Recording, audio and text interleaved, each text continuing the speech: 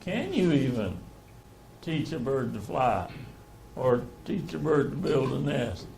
And I don't think so.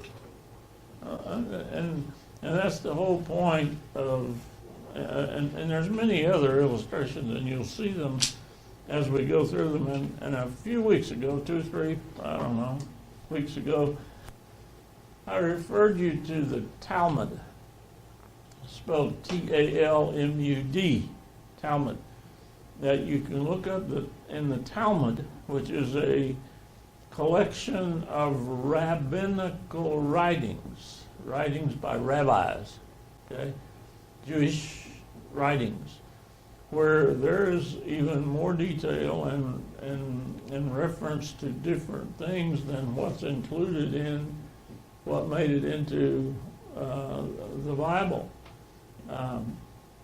So the rabbis, when they were writing about these incidents, including this incident of God's conversation with Job, they apparently knew some additional things that didn't get included for whatever reason in Scripture, and I don't know why that is. Now, I told you at the time that I referred to the Talmud that it had been a long time since I'd looked at it, and I'd forgotten. But I thought that the Talmud was divided into articles rather than into books and chapters. Since then, I've looked it up. I've looked at it again, and it's not articles. It's folios. So Folio, folio. And if you want to make a note, and if you don't, it's okay. No, you don't get any extra credit for doing this anyway, other than just something else to read. But if you Google Folio 16a, that's where you find the story of Job. Did you have a question? So the Talmud was written in the BC before Christ? No, it was written 300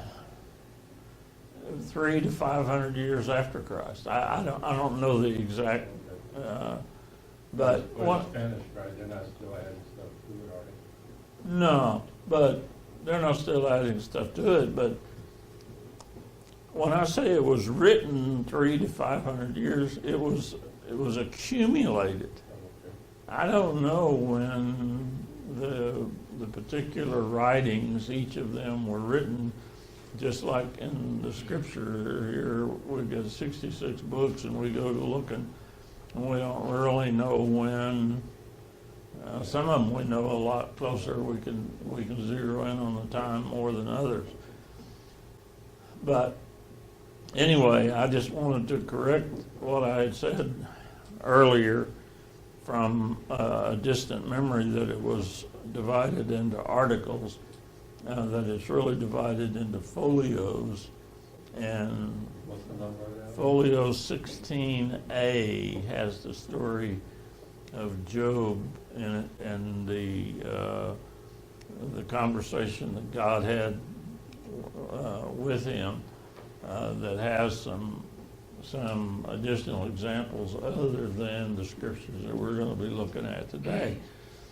But anyway, our lesson today is 4 chapters, Job chapter 38 through 41, and that's in my Bible, that's 4 full pages of reading.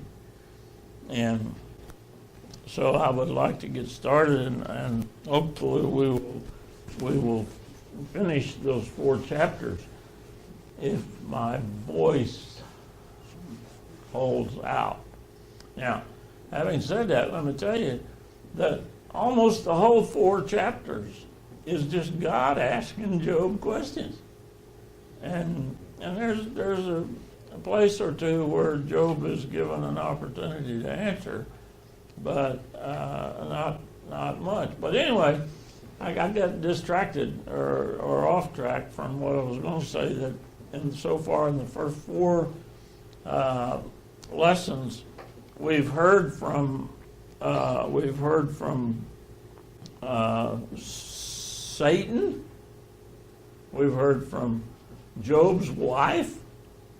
We've heard from Job's 3 friends.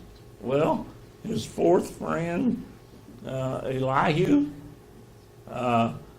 and we've heard Job's response to each one of these, and his response has always been, "I'm not going to curse God. What benefit is there to me of cursing God and dying? I'm better off in the condition I'm in," which was a painful condition with sores from the top of his head to the bottoms of his feet. But he was better off, he thought, in that condition than cursing God. So hearing from each of those,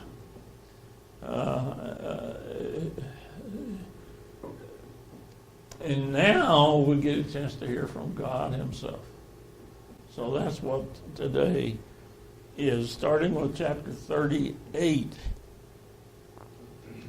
It says, "Then the Lord answered Job out of the whirlwind and said, Who is this that darkeneth counsel by words without knowledge?" Now, let me put that very simply, is that he's saying, why are you giving counsel to somebody about things you know nothing about? See, look at verse 2. Who is this that darkeneth counsel by words, but without knowledge? So, how many times have you noticed in your life that somebody has given you advice and they don't know nothing about what you're talking about? They don't even know anything. Yeah, happens all the time. Let me give you some advice about that. Yeah. Yeah, you're right, Tom. What do you know about that, Tom? So anyway, verse 1, the Lord answered Job out of the whirlwind. Well, see, that's an illustration of even Job can't even whip up a storm. Okay? But God can. And it's used in Scripture in more than one place. In the Old Testament, God used whirlwinds. The most famous of which is when he took Elijah. But there are other illustrations, other examples. I just don't want to spend time on that. But here's God talking, and still in verse 3, "Gird up now thy loins like a man, for I will demand of thee, and you better answer me. Where wast thou when I laid the foundations of the earth? Declare, if thou hast understanding." Now, all he's saying is, well, when I formed the earth, where were you, Job? And then the declare, if thou hast understanding, he's saying, if you understand, if you know where you were, tell me. Well, I don't know where I was when he, and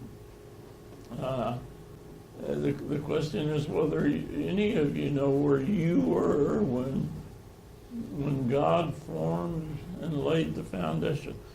Anyway, notice that verse 2 ended with a question mark, and in verse 4 towards the end ends with a question mark, and then from here on they're just as question mark after question mark after question mark. God's asking him questions, and I'm not going to stop and talk about each one of them. If I did, we wouldn't get very far today. Verse 5, "Who hath laid the measures thereof, if thou knowest. Now, the measures thereof, he's talking about the earth. Who laid the foundation? And who made it in the shape that it's in? And measured it out to be the way that it is. Or, middle of verse 5, who has stretched the line upon it? Well, he's talking about a string line. You know, anybody that's done any kind of building or carpentry work or any of that sort of thing know that you tighten a string and get your line. And that's what I think he is conveying here. Who has stretched the line upon it? Verse 6, whereupon are the foundations thereof fastened?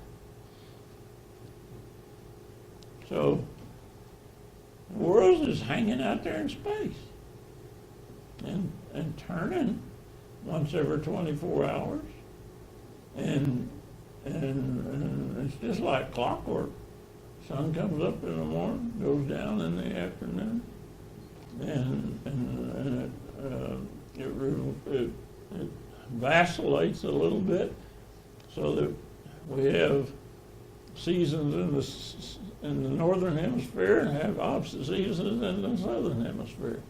And it vacillates back the other way, and we have different seasons in the, you know. That's what this is all saying. It's just saying it in Godspeak, in the old English. I don't mean to be pretending here that God spoke Old English. I don't mean that. I'm just saying that the people who interpreted it in Old English, and this is the way that it came through. Middle of verse 6, or who laid the cornerstone thereof? And when the morning stars sang together, and all the sons of God shouted for joy, or who shut up the sea with doors when it brake forth, as if it had issued out of the womb? When I made the closed garment thereof, and thick darkness a swaddling band for it, and break up for it my decreed place, and set bars and doors, and said, hitherto shalt thou come, but no further. There he's saying he's putting limits on us guys, us people. Hitherto shalt thou come, but no further. Now, his question is, Job, do you have the power to do that? You have the power to set limits like that? Middle of verse 11. And here shall thy proud waves be stayed. Still a question. Here's where I'm going to put the ocean, in other words. Verse 12. Hast thou commanded the morning since thy days? Well, sure. I crow just like a rooster and command the sun come up, you know. Hast thou commanded the morning since thy days, and caused the dayspring to know his place, that it might take hold of the ends of the earth, that the wicked might be shaken out of it? He's talking. What happens? We know that evildoers are wicked. The wicked do things at night, in the darkness, under the shield of darkness.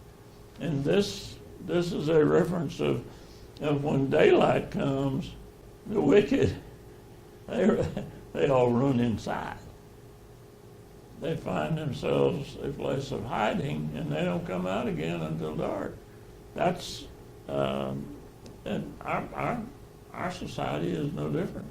It still happens exactly the same way that it was happening when God was describing it to Job. Verse 14, it is turned as clay to the seal, and they stand as a garment. and from the wicked their light is withholden, and the high arm shall be broken. Hast thou entered into the springs of the sea?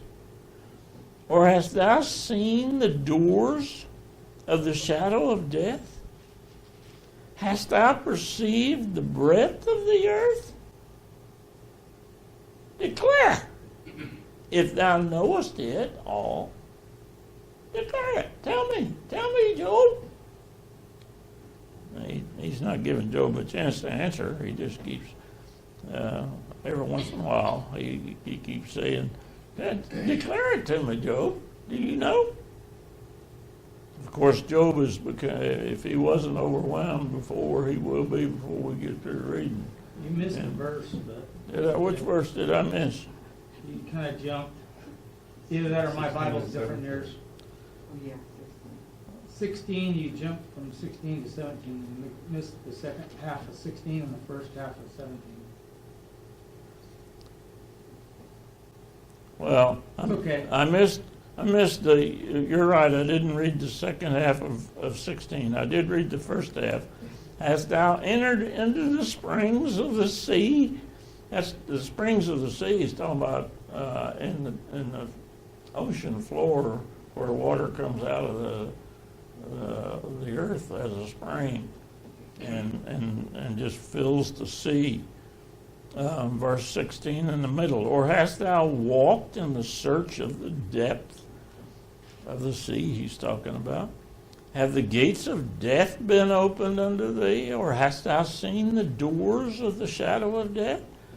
Hast thou perceived the breadth of the earth? Declare, if thou knowest it all.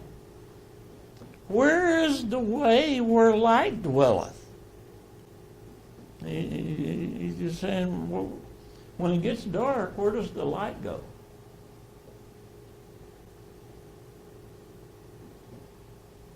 And as for darkness, where is the place thereof? So when it gets light, where does the dark go? Job didn't know the answer to that. And we don't either. We just know that we go to the corner of the wall right inside the door and flip a switch and light. Some people say that shows that light moves, and that kind of proves that now Well, we know the speed of light. No, but I think that's kind of stretching a little bit. yeah, well, This is impressionistic.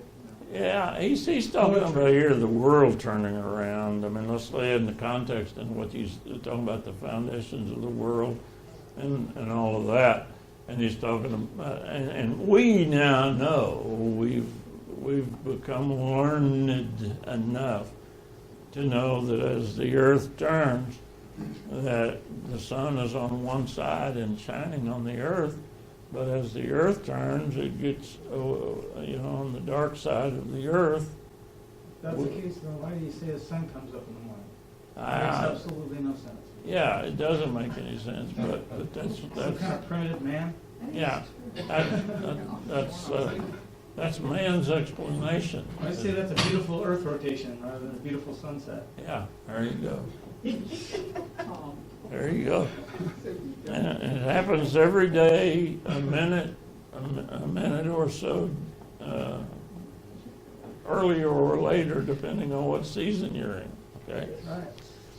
Anyway, we're back to, I'm going to read 19 again. Where is the way where light dwelleth? And as for darkness, where is the place thereof? That thou shouldst take it to the bound thereof, and that thou shouldst know the paths to the house thereof. Now, consider that this was written, and we don't know when exactly, but say 3,500 years ago, if this was written, then it's basically God talking to a caveman who has no knowledge or understanding of. I mean, he still thinks the earth is flat, and that the sun does do what Tom said. The sun that does come up in the morning. He He calls it the day spring. We've read that a time or two so far. He's talking about the day springing forth with the sun coming up, but it's really with the earth turning around and the sun just out there shining down this way. 21. Knowest thou it, because thou wast then born? Or because the number of thy days is great? Hast thou entered into the treasures of the snow?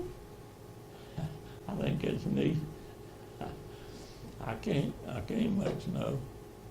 And I know the people in ski resorts and up in the mountains, if they don't get natural snow, they make snow.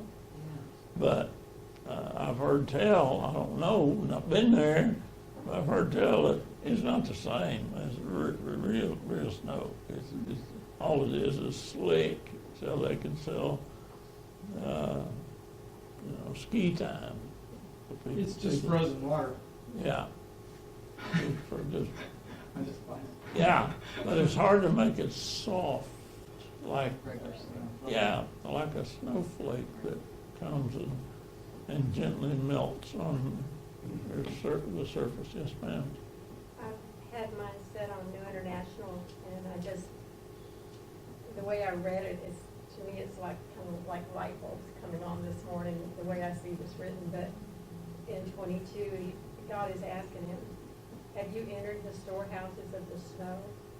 And I never thought of it that way. God has everything created in this universe and beyond. And I never visualized, like, we go to the pantry to get coffee out. God has a storehouse of snow and of hail. He said, have you seen the storehouses of the hail or the snow, which I reserve for times of trouble, for days of war or battle? It amazes me when we think. I know we say it all the time, but when you get in the presence of the Lord, you just almost have to faint. You can't stand the huge magnificence of what he's done. And you can almost, as much humanly as we can, understand God's really moment. You feel like he's standing there with Job going, really? You want to question me about everything? And it even said the angels were singing and rejoicing to see what God had done when he set all those boundaries. And I was, They're translating morning stars into angels, which it probably is in the sons of God, because they're taking those two and they're translating. That's what the NIV is doing. But literally that says morning stars and sons of God. But they're just translating that. Yeah, that the creation even rejoices at God's greatness. Yeah. Everything. yeah, either way, Yes, the reason these few chapters at the end of the book of Job is so precious to me is for exactly that reminder, to let us know, who do you think you are anyway? Really? Middle of verse 22. Or hast thou seen the treasures of the hail?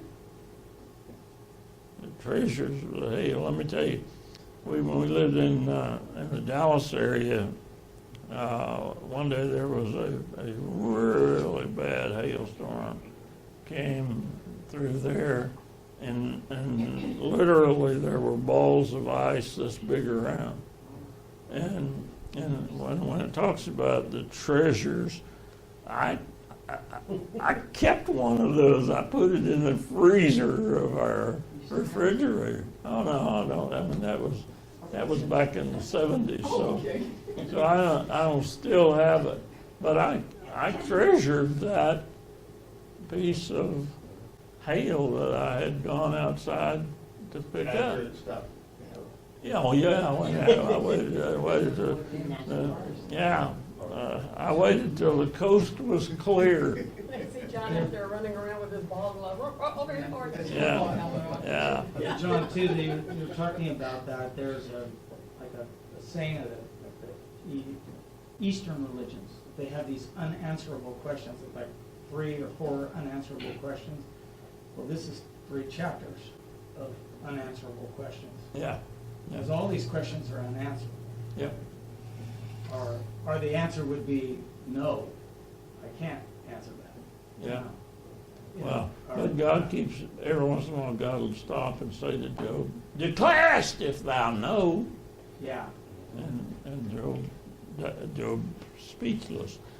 Verse 23, which I have reserved against the time of trouble, against the day of battle and war.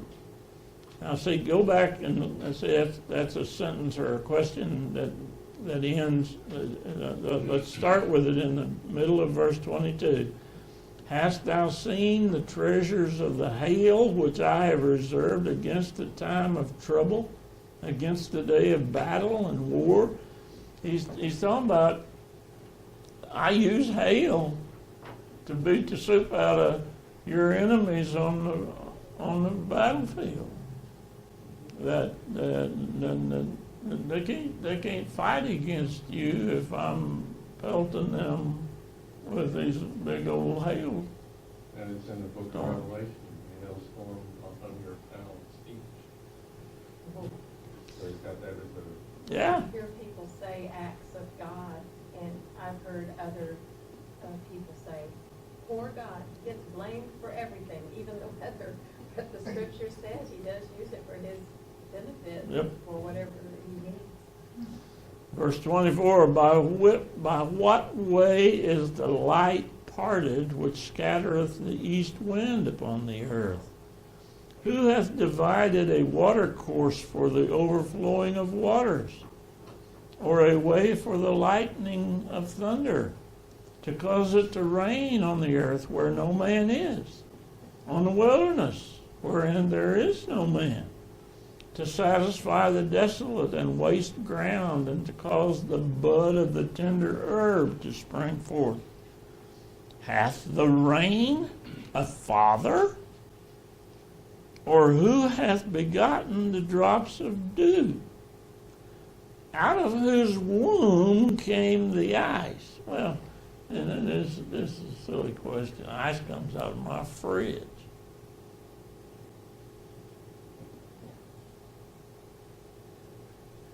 So- the womb of the refrigerator. Yeah, I guess my fridge So it has, is an answerable question. my fridge has a womb. But we're talking about 3,000, 3,500 years ago, when there wasn't the modern things that we have, talking basically to a caveman who had no way to preserve ice. So, his question of Job was obviously legitimate and unanswerable by Job. 29 again, out of whose womb came the ice and the hoary frost of heaven? Who hath entered it? The waters are hid as with a stone, and the face of the deep is frozen. Canst thou bind the sweet influences of Pleiades, or loose the bands of Orion? He's talking about constellations in the universe out there. Job has absolutely no control over that. I mean, the best Job can do is throw a rock as far as he can throw it, and that's about it. But he has no control over these stars. Verse 32, canst thou bring forth Mazzaroth in his season, or canst thou guide Arcturus with his sons? Knowing thou the ordinances of heaven, canst thou set the dominion thereof in the earth?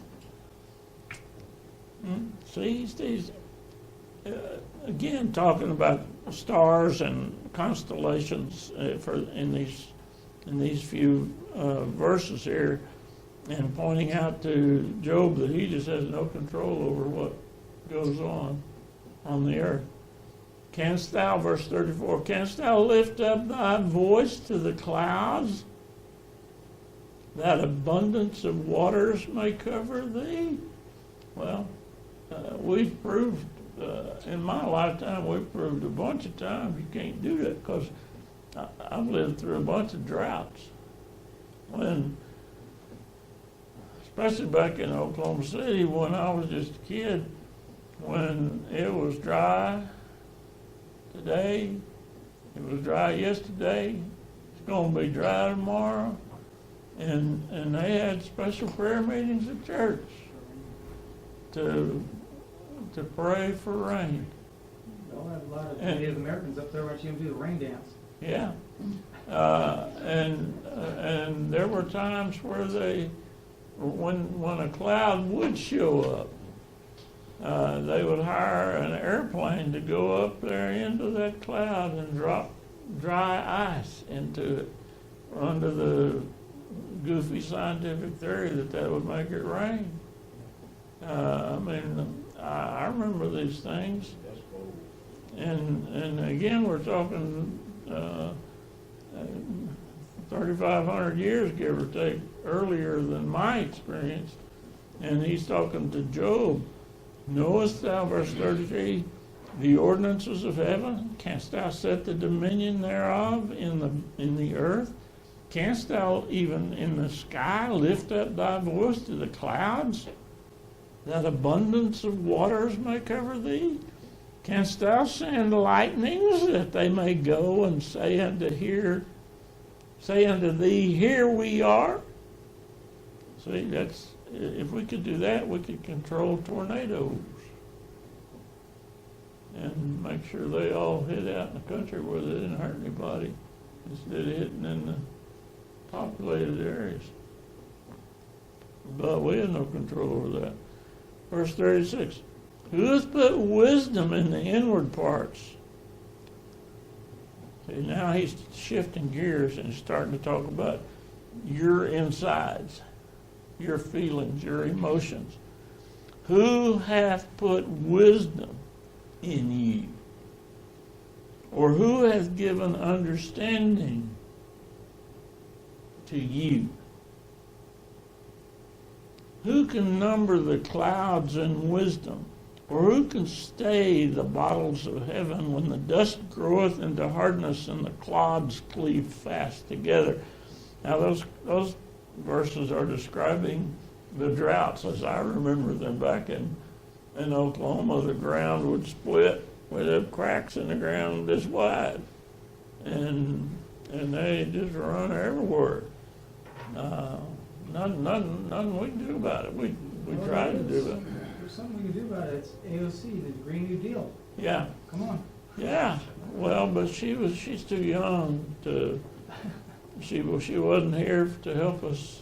Oh, she wasn't there then. Yeah, she wasn't If she there. would've been- if she would have been, she'd have There. helped Job out here. There was no there there. There's no there. Verse 39, wilt thou hunt the prey for the lion, or fill the appetite of the young lions? He's shifting gears again here, and he's saying, are you going to go feed the lion?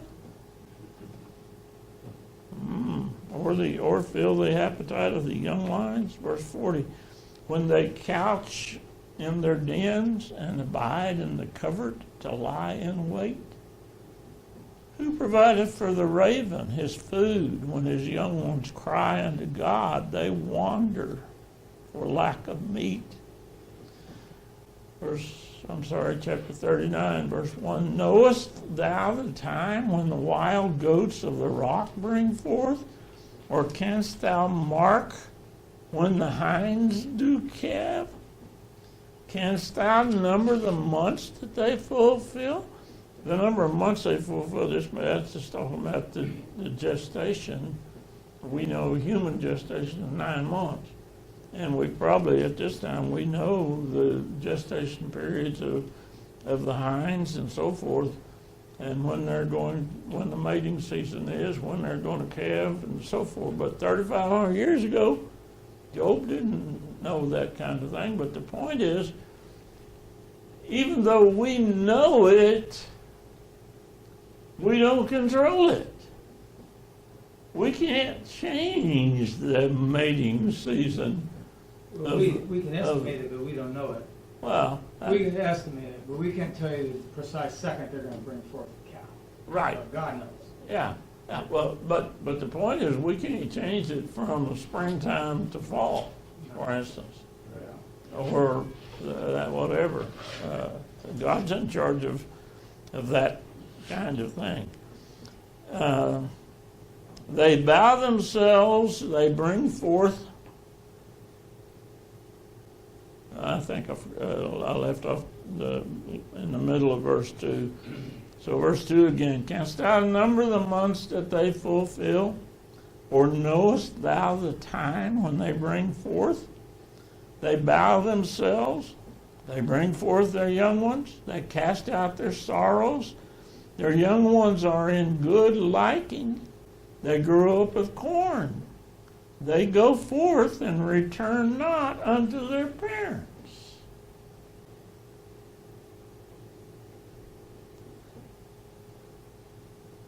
Let me tell you, the same thing has happened to me and Dorothy.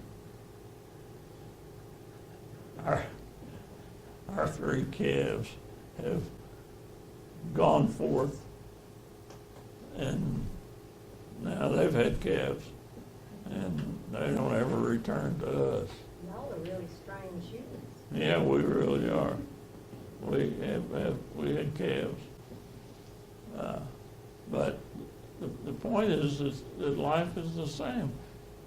We grow old alone, basically.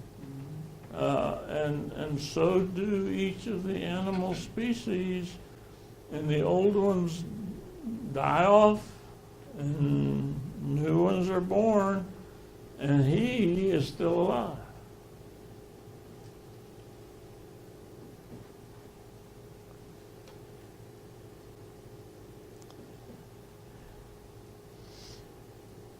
Verse 5, who hath sent out the wild ass free? Or who hath loosed the bands of the wild ass? Whose house I have made the wilderness, and the barren land his dwellings. He scorneth the multitude of the city. And in other words, that wild donkey, that herd of donkeys, stays away from the village, from the people. It's got its instinct to just stay in its own place. And we, in not just the state of Texas, but in the state of Texas, I just know what I'm saying. I'm not a hunter, so I don't know this for sure. I have no first-hand knowledge about it, but I hear on TV and so forth that we've got, in Texas, we're kind of overrun with wild hogs. Wild what? That's the understatement. Wild Wild hogs, Oh, yeah. yeah. That they're out there everywhere. There's Republicans too. Yeah, yeah. That's true, Tom. We have hogs of all sorts, of all descriptions. Oh, I wasn't paying attention, sorry. Yeah, and he just is saying that, look, I'm the guy who made them with their instincts and to keep them away from the multitude of the city. Verse 7. Neither regardeth he the crying of the driver. Now, the driver is the cowboy trying to herd. You hear the question about I'll bring it to domesticated animals. Have you ever tried to herd or control a herd of cats? Cats? Cats. Yeah. Yeah. You can Pretty hard. be pretty hard to do, right? Okay. Cats. Cats do their own thing. Cats are just that way. Well, that's what he's saying about the donkeys here. And he's saying that Job, you can't even make the donkeys go where you want them to go. Cats really like getting a bath too. Yeah, especially in water. Oh, yeah. I don't like that at Verse 8, the range of the mountains is his pasture, and he searcheth after every green thing. Will the unicorn be willing to serve thee or abide by thy crib? Unicorn.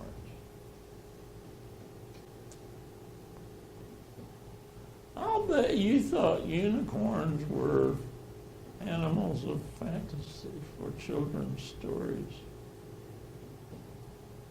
I don't know if the argument's real, this is just an argument I've always heard, that some of the scientists say they believe that was a rhinoceros, and that was the translation of unicorn, rhinoceros, blah, blah, blah. I don't even know if a rhinoceros was alive then, you know how they come up and tell you how many thousands of years back. That's the argument I heard, that that's how this animal had the horn on his head. Yeah, but he sure looks more like a horse Yes, I agree. in our picture. Yeah, NIV says wild ox. yeah, okay. Either way, either way, we have no control, right? All of these things that we're talking about. You gotta understand too, this is probably one of the first things ever written Yeah, in history. right, this So is, these changes of the names of things, is they do talk about something with one horn. So it could be a rhinoceros, could be a dinosaur with one horn. yeah. Kind of like a triceratops, or with the type with the one horn, I don't know what they're called. Yeah, this book of Job has the reputation of being the oldest thing written, the oldest book in the Bible. So it was written a long time ago. I don't know exactly when. Nobody else does either. Verse 10, canst thou bind the unicorn with his band in the furrow? Or will he harrow the valleys after thee? In other I mean, words, it tells you that it's not a horse. can you It's something bigger. can you tame him? Yeah, you can't, because the answer to all these questions is no. Yeah, that's So if right. you can't bind it, it has to be something you can't bind, like a dinosaur, like a rhinoceros, something really big. Verse 11, wilt thou trust him because his strength is great? Or wilt thou leave thy labor to him? You're going to delegate your job to him. That kills the ox, because the ox you could labor for you. Well, You can't, it's just something that's not tameable. well, that's right. The other part about the ox is that men used it to, or two of them side by side to pull a plow. And They usually consider ox only having one horn too, so I think that also fills it, but, yeah, I don't think oxes had horns even back then. Will thou believe him? Verse 12.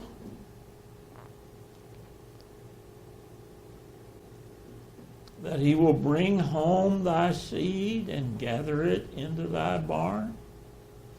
Gavest thou the goodly wings unto the peacocks? Or wings and feathers unto the ostrich, which leaveth her eggs in the earth, and warmeth them in dust, and forgetteth that the foot may crush them, or that the wild beast may break them? He's talking about the nature of ostriches there, is that they lay eggs and then cover them up with dirt, and then go on about their business.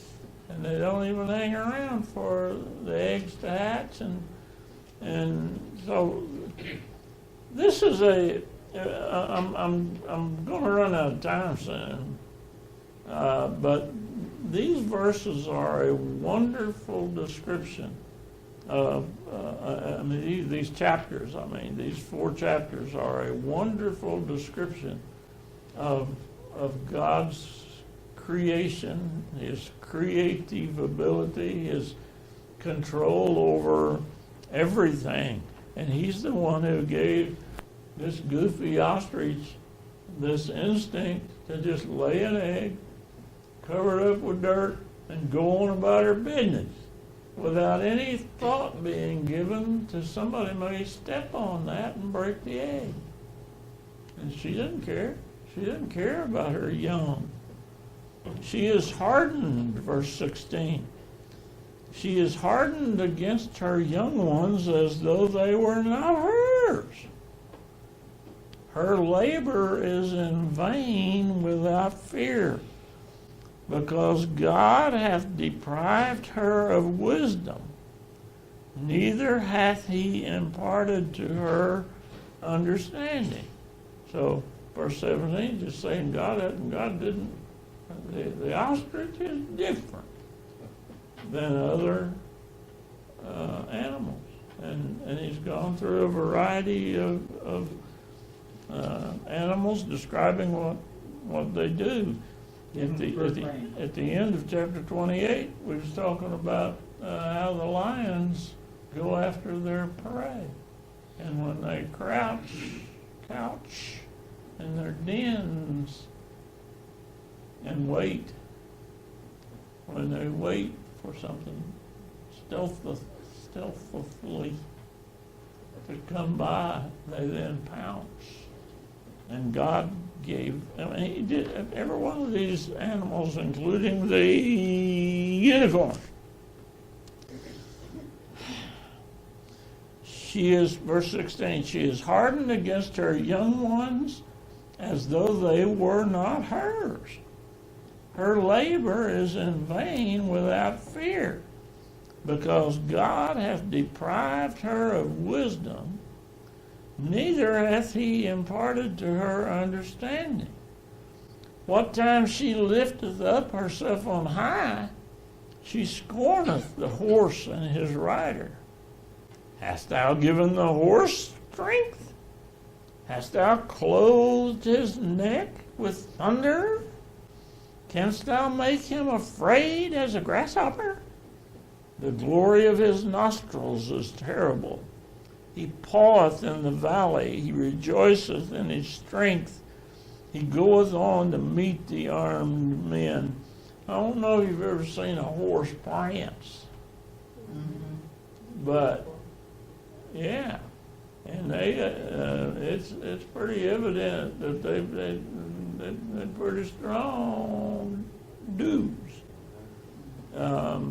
They are also loving, and they can be domesticated and all of those kinds of things, but there are herds of wild horses, just like there are herds of wild donkeys, and they keep themselves away from the cities, as we've already looked at other things in here.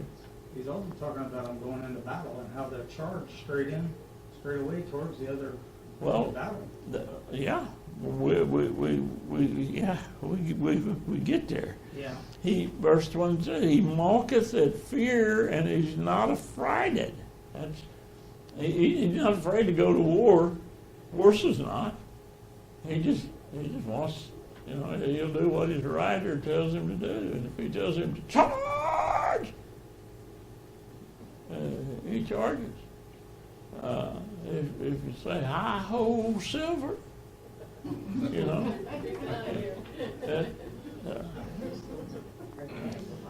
neither turneth he back from the sword. So a horse is not even afraid of a sword. He's not afraid of an enemy, a man standing in front of him with a sword. That horse would stomp that man. He's not afraid of that sword. It's like he doesn't even realize that it's a weapon of battle. Verse 23, the quiver rattleth against him, the glittering spear and the shield. He swalloweth the ground with fierceness and rage. Neither believeth he that it is the sound of the trumpet. See, he don't know what that, when the trumpet is sounded so that everybody goes to war, horse don't care. He just does what his rider urges him to do, goes where his rider guides him to go to.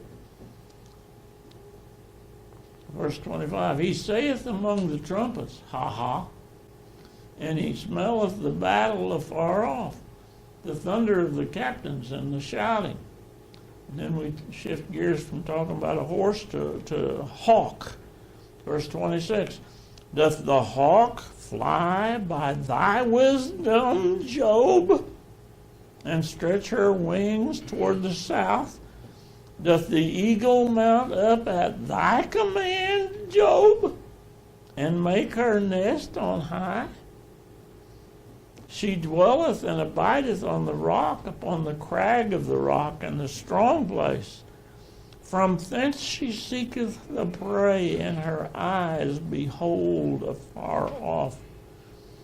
Her young ones also suck up blood, and where the slain are, there she is. Now that verse is about roadkill. Okay.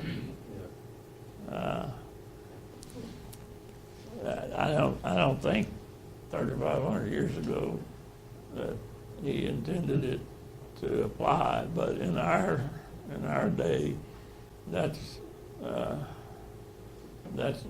how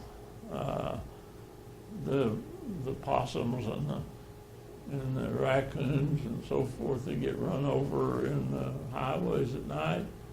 The birds come and eat them. It's kind of a controversial verse too, because some people say that eagles don't do that, but I'll tell you, I was just up in Alaska last year, and there was a lot of bald eagles all around where all the dead animals were. Yeah. And they do. And it's like what Jesus said too, even where the eagles are gathered together. Yeah. They're asking, where? When is this going to happen? Where the eagles are gathered together? And he's talking about 70 AD. Well, I get very clearly to me. yeah, he's talking about the war and the dead people, Yeah. and eagles come there together to clean up the place. So remember, there are those who say that eagles don't scavenge that food. There was people that would say that. They said this would make this false. Even what Jesus said. So that like what, but it's not true. We see that, and I think it's as the more eagles were getting. That was at the time more they were saying that. They're not saying that so much anymore, but at the time when eagles were getting more extinct, and there was as many eagles, it wasn't so obvious.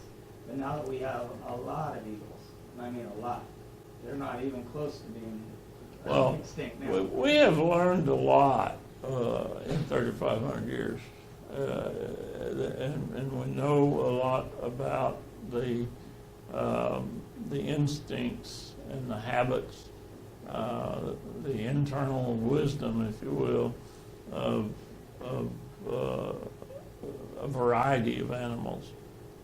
We know, for instance, when the first day of deer season is. Okay, and Because that's when all the hunters go out and get in there. yeah, that's how we know it's the first day, because that's when they all go somewhere. But we do the same thing. We set seasons to go and catch certain things or kill certain things, as the case might be. So we've learned a lot in the 3,500 years, but the point still is, you can't control them, and I can't control them. That God is the one who put all of that in motion. Almost acting like he created gravity, Ah, like he holds everything together. there's an interesting kind of comment, yeah. All right, chapter 40. Oh, it's not chapter 40, sorry. You're on your own for the next two chapters. Those are the dinosaur chapters. Yeah. We might have a chance next week to look some more at these chapters, because next week is chapter 42, which is the last chapter in the book, and it's just 17 verses long, and it's a very simple chapter, just where Job repents of all of the complaining that he did to God in the earlier chapters that we were looking at, and the chapters that we skipped, where he basically was saying, why me? What did I do to deserve this? I've been abandoned. These are my words, I'm paraphrasing. But he repents of that, and then God restores to him double what he had before, what he had allowed Satan to take from him in flocks and herds, and he got 7 more sons and 3 more daughters, and so next week, that's the lesson. Y'all have already got next week's lesson, see? So we can perhaps come back and read some of these other things, which again, I tell you, this is really interesting to me, because it lets me know who I am. It lets me know that this relationship I have with God is such that we both know which one of us is God, and we both know it's not me. Yeah.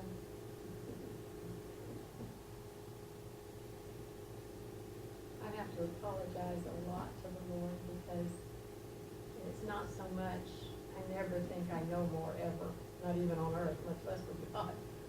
But the questioning, I think, kind of like, and when I start questioning, I always think of Job, not this fresh in my understanding it now, but knowing the essence of Job, I always think, I can almost feel like I hear the Lord say, who are you? Yeah, Do you know who you're questioning? yeah, Because I am questioning, you know, yeah, and I get the message real quick. I'm like, I know, Lord, I know, I would teach it and preach it, but, and then the only thing I can fall back on is, I am frail. Your word says frail dust, and I don't mean to be flippant or disrespectful. I'm just trying to understand sometimes, you know, and there's just, Yeah. and we know that there's not ever going to be, because the scripture also tells us that now we see through that glass darkly. And there will be a time we'll know, but it's just not for now, so I just need to, as the young kids say, I just need to pull my jets and be still. well, see, God didn't, he hadn't, at the time this was all written, he hadn't gotten acquainted with me yet, because I was able to teach my dog to jump through a hula hoop. Really? Yeah. I had a Doberman Pinscher, and I taught him to jump through that hula hoop by holding a piece of dog bone Oh. on this you bribe them. But That's I- good though. but- It's a size dog, too. but I had no control over the dog. I mean, I'm not the one who gave him the strength in his hind legs Had that to dog. take that leap through that hoop. And even though, frustration that goes with this whole thing, I was just a kid. I don't know how old I was at the time, maybe 10 years old. But the frustration that goes with that sort of thing is that some days he wasn't interested. I could get him to jump through the hula hoop if I had 3 dog bones over here on this side and the hula hoop here. He just, Why did he quit? He just was- well, he didn't, it's not that he quit, it's just that he wouldn't always do it, Oh, okay. that's all. It's kind of like us. We get to the point where we go, well, it's awful to say. He wasn't hungry enough. Yeah, that's perhaps the whole thing. I was stupid, dumb, and trying to get him to do it right after I'd fed him. Right after I fed Yeah, him. that's a Right. first stomach. Yeah, he didn't- I always go on a diet on that's what she's saying. He wasn't hungry enough. He had just had chicken wings. Chicken, he just had that chicken food that we talked about last week. Anyway, any other thoughts or comments, or? I think it's fun, reading these things, and I like doing it, so I'm glad that you come to sit here and listen, and to contribute. I appreciate that as well. One thing is interesting is that of all the questions Job answered, you'll notice that God doesn't answer any of them. Yeah, God All does of not answer any of Job's questions. yeah, Job asks all these questions. God does not answer them. no, He just says, "Who are you?" yeah, That's what God does. So you got to keep that in mind because we want answers, and we're not necessarily going to get them. yep, So you have to keep that in mind. Like what Debbie was kind of saying until the last day. We won't get those answers. I don't think we'll even know, when, this is just my opinion, but we're not gonna know how the stars hang in their place, or how the planets hang in their place, or how they revolve. God has no obligation to explain that to us. There's nothing in Scripture most certainly that says that He's going to explain. Yeah. He just says you'll be known as you. Yeah, that's a whole, And that's there's some a, things, but whole it doesn't different lesson. necessarily mean that, though. that's a whole different lesson. It doesn't necessarily mean that. Yeah, but that is one of the things interesting about Job, because Job goes on and on, all these questions. Why? And God really never answers those questions. Yep. He just Sure. says, because like you said, he's just talking about nature, and he's asking questions basically. Like, who are you? Yeah, and who do you think you are? Right. All right, let's pray. Lord, we're grateful today for your goodness to us, for your mercy, for the word that you left us, for the illustrations, for the examples. We feel fortunate to live in this time when we have the Word of God easily condensed into the Bible that we can read at our own pace and understand what it is as well as we can that Thou hast placed in our hearts. We thank you, Jesus. We thank you for coming to our class today. We're going to worship you. We're going to worship you in the name of Jesus of Nazareth, because you are our God. Amen. God bless you for being in his house today.